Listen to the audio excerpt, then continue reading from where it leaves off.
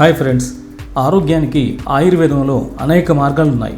అంటే ఆయుర్వేదంతో మన ఆరోగ్యం చాలా చక్కగా, సౌకర్యవంతంగా, సుఖవంతంగా ఉంటుందంటే ఎలాంటి సందేహం లేదు. నేరేడు ఆకుల చూర్ణంతో 3 నెలలు క్రమం తప్పకుండా పళ్ళు తోముకుంటే మీ దంతాలు గట్టిపడతాయి.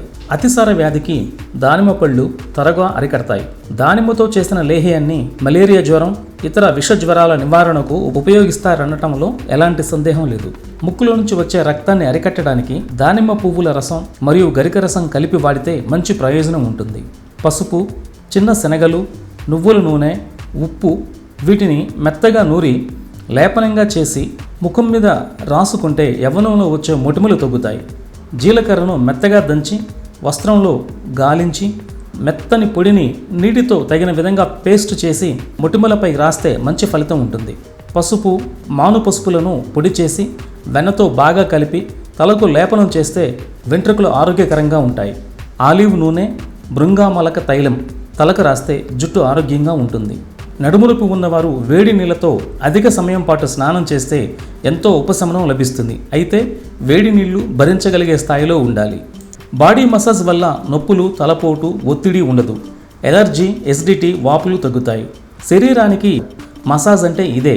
నెలకొకసారి, ముఖ్యంగా చలికాలంలో మసాజ్ తప్పనిసరి.